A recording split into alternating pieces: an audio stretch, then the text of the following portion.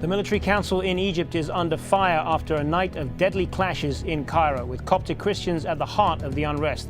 Just why is anger growing with the generals now ruling the country? And what does the latest violence mean for the promise of democracy in post-revolution Egypt? This is Inside Story.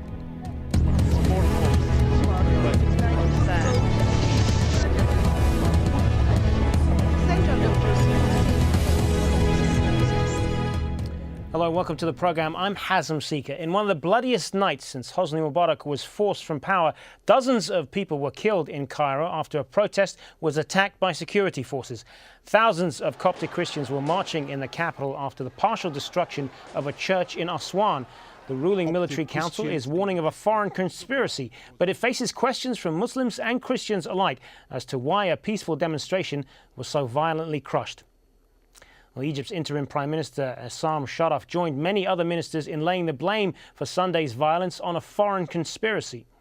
The most serious threat to the country's security is tampering with national unity and the stirring of discord between Muslim and Christian sons of Egypt.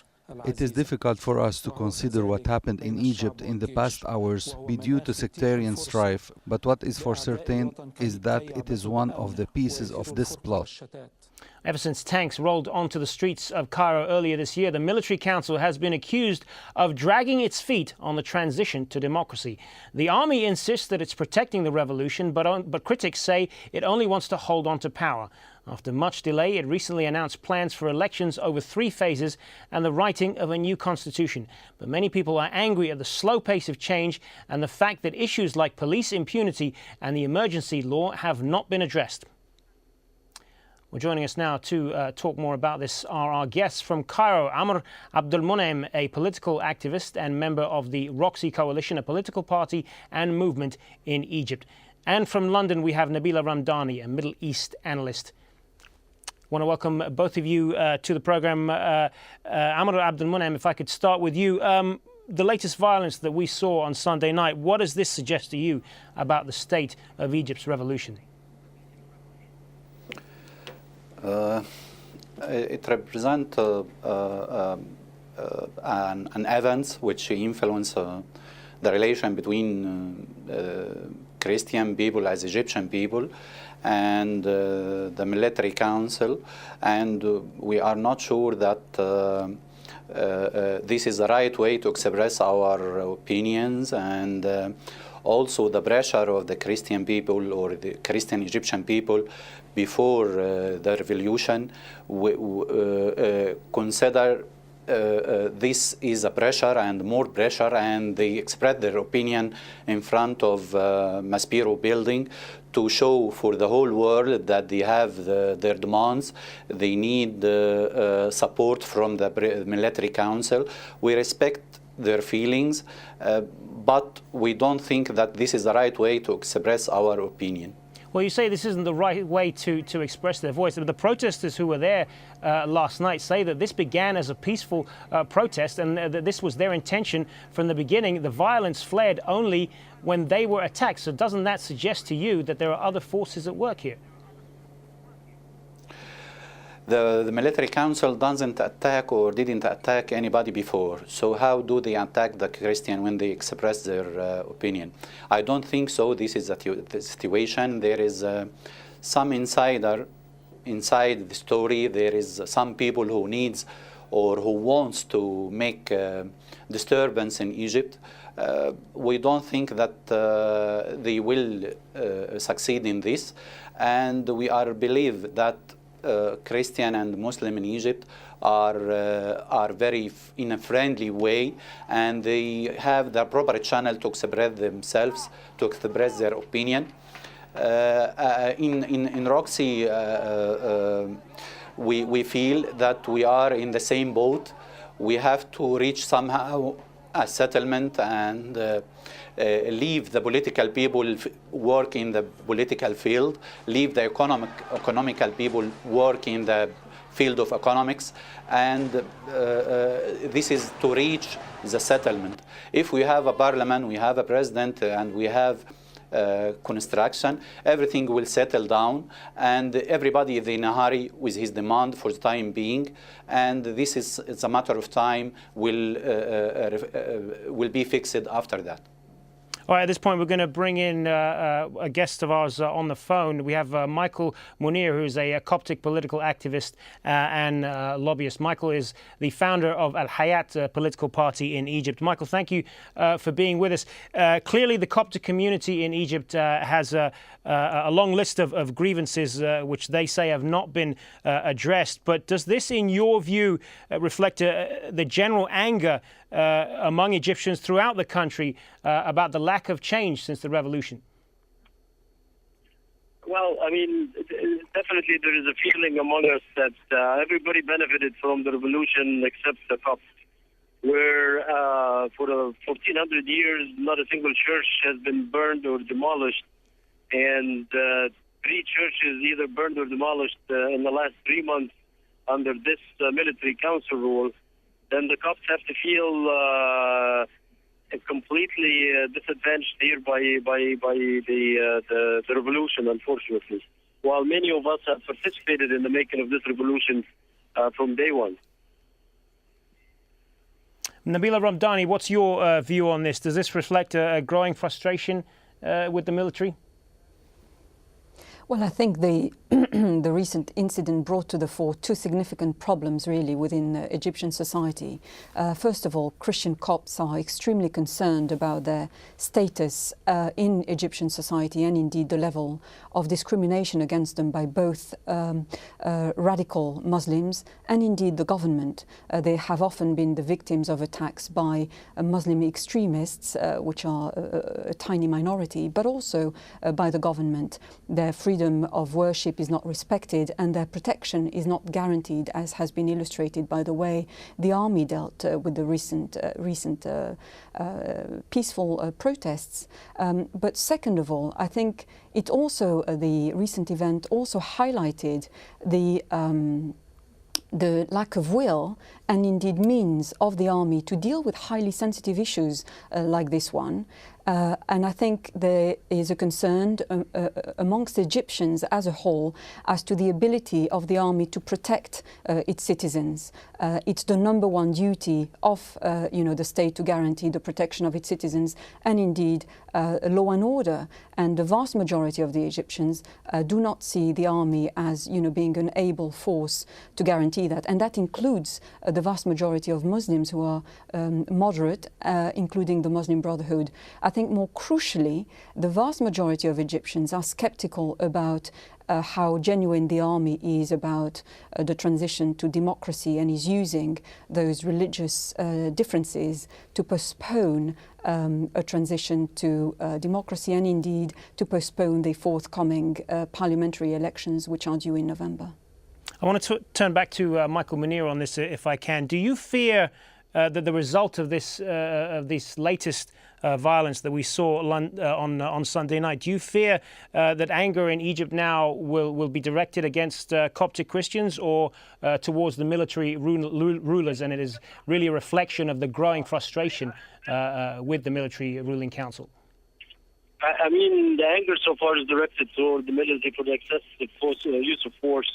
However, the irresponsible media, and the number one irresponsible media was the Egyptian TV, that broadcast that the Copts were burning the Quran, or the Copts were attacking the military, etc., etc. That may generate a backlash somehow. But for the time being, I think everybody is unhappy about what the military has done. In fact, as we speak, the military refused to let the coroner issue reports for many of the victims. And they wanted to issue reports that many of the victims have died of a heart attack.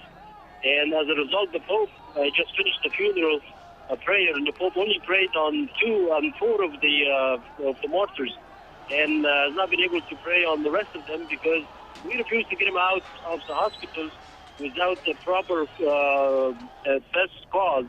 And so we can prosecute people, and the military is meddling with the process because they don't want anybody to be prosecuted. They want a coroner report to show that the people that died of heart attack.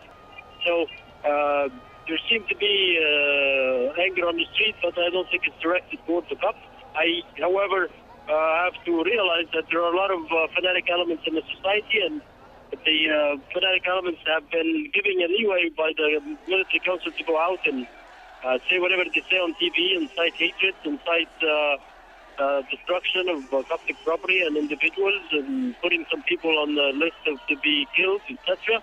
And no course of action has been taken against these people. So anything could happen at this stage. The country is... And why do you think, if I could just jump in here, why do you think that is? Why do you think the military hasn't done enough? Is it because they are afraid of these extremist fanatic groups, as you call them? I think it's a combination of things. The military may see itself weaker than the pessimists on the streets, and may be trying to appease them so it can keep the peace. For one of the people that was told by the military council after the burning of the Seoul church that the military would not like to point its guns towards a section of the society at that stage where the Salafi group will burn that church. And we accepted that. We said, okay, the military does not want to shoot at Egyptians. We'll let the peaceful solution work, and if we can get out of it with the church, that's fine. Why didn't the military council take that course of action this time? Why did they point their guns and police cars and tanks to run over people like this? This is unacceptable. It's actually unprecedented. It's a fair question, Amr Abdel Munem, if I could turn to you on that. Michael Munir is saying that, suggesting that the military were particularly harsh this time around. Why do you think that is? I don't think so, but as you know that we have a lot of problem in Egypt, not regarding the Christian people only, but the military council is suffering from political people, also suffering from the economic, suffering from a lot of factors which influence his decisions. Everybody in Egypt is in a hurry, and nobody is patient enough to wait for his demands. The military council is suffering a lot nowadays. They are doing their best. Regarding moving over, the tanks moving over the people, I don't think so that happened. But there were clear, I mean, you say that didn't happen. There are clearly pictures that show that. And some of our staff went to the hospital and the morgue where they saw the bodies, and they said that they clearly indicated that the injuries that they suffered were the result of vehicles, in this case military vehicles, crushing the bodies. The evidence is clearly there, and we saw it in the pictures as well. So, I mean, your argument that the military was simply doing its job, doesn't that fly in the face of the facts? I am talking about the number of the killed people. If we run by the tank over the people, we have a lot of thousands of victims. But this is not the story. I hear that it's 25 dead or something like that. If I'm wrong, let me know your numbers. But also, I am asking the Egyptian people to be patient, to wait for a while, to give the chance for the government to settle down and to have our parliament, to have our president, to have our construction, and this will make this mess vanish. And it's a matter of time. We have to be patient. Regarding burning of the church, we have a lot of buildings is burned during from the revolution until now. We have the police station has been burned. We have some mosques has been burned. There is a differences between the whole people. There is a classification which make the whole people splits into minor groups with different intensity and with different targets. So we have a lot of quarrel in each meeting. We don't have a specific pathway to go through. So I am asking the Egyptian people to stick on being patient, try to wait, try to get your president and try to get your parliament people, elected ones, and Nabila everything Ramdani, will be okay. This latest violence, the fact that this time around that army soldiers were killed in the latest violence, do you think that this will give the military justification for further crackdowns? No, not at all. And I think, as I was saying earlier, the number one duty of a state is to guarantee the protection of its citizens and to guarantee law and order. And that's precisely what the army is unable to do. But I think the latest incidents have to be put in a wider context of moving towards a democratic post-Mubarak era. And there are very clear signs that the army is reluctant to transition towards a democratic Egypt. For example, the Interim Military Council has recently announced that it will deny access to foreign monitoring for the forthcoming parliamentary elections. Now, Egyptians argue that this is a clear sign that, the army is not genuine about fair and transparent elections, and that actually, if the army was to allow foreign people to monitor the elections, the army would be credited for it, and it would also prevent elections from being rigged, as was the case in the last parliamentary elections in 2010. Another announcement by the Interim Military Council makes it clear that it's not genuine about the democratic transition. It has announced on Saturday new punitive elections laws, which are set to control the election turnout, voting and media coverage of the elections, effectively to contain bribery, but also corruption and the broadcast of false information about the candidates, for example. Now, the Egyptians are wondering, why is there a need for new measures of this sort when existing laws are already guarantee such things? And they also argue that these new punitive laws could actually be used as weapons against the Egyptians. For example, how can you prove that information is fake? And if somebody was to say that the elections were not free and fair, that person could end up being sent to a prison and indeed heavily fined. So there are very, legitimate concerns amongst the Egyptians as to how genuine the army is about the democratic transition. Michael Munir, what's your view on this? Some of what Nabila Ramdani was saying about these electoral laws, that this is really an excuse to tighten the screws further. Well, nobody knows what the military council is running through in their own minds of what needs to happen in the country. But clearly, nobody's happy with the election laws. Nobody's happy with the way the election is being rushed through. Nobody's happy with the election laws changing every day. And as someone who's founding a party and traveling throughout the country, people have no idea how to vote. In fact, candidates that I was meeting with last week did not know how the list is going to work and what's the best position for them to be on, and how they should go about participating in the election. So if candidates don't understand it, political parties don't understand it, the military council is still improvising as late as yesterday, declaring some topics like Article 5 invalid or saying they're not going to use it, etc. And then we have the candidacy declaration is tomorrow. It's just beneath me how people, or how the military council expects people and political party activists to organize and to mobilize and to educate the voters on the programs, etc., and everything is still fluid. So definitely there is something sensitive to influence the process. There are also many people, Michael Munir, who believe that the military is trying to present a perception of instability in the country to justify staying in power. Do you hold that view? I mean, definitely. I mean, I look at everything around me, and it's very clear that this is definitely one of the options the military is looking at. In fact, if you look at how the military did or handled the 1952 revolution and the staying in power and putting up elections and cancelling the elections, you would probably come to the same conclusion that we're almost going through the same sort of thing right now in just different formats and changing the names of the people, maybe. Amr Abdelmunem, if I could turn back to you on this. The military has already moved, albeit rather slowly toward establishing dates for parliamentary elections, but it's given no real indication of when a constitution might be written or when a president will be elected. And that is the real fear among many Egyptians. And will the worsening security situation there only slow this process even further?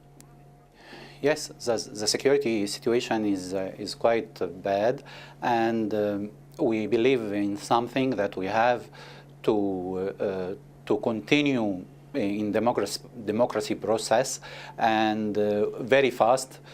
We have some negatives, a lot of negatives. We have to bear it until we overcome or to pass the transitional period. This is after a while from election, and after a while from having a parliament and the president, we can repair anything after that.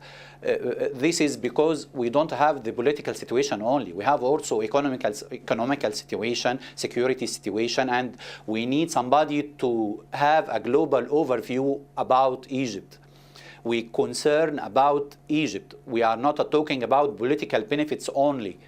Regarding the election law, we have to go very fast. But when the military council say something, another body say no, we disagree. We have a lot of differences in all movements. So the military council is very concerned about passing this stage very quickly, and we believe in Roxy also that we need to pass it very quickly, regardless of the negatives.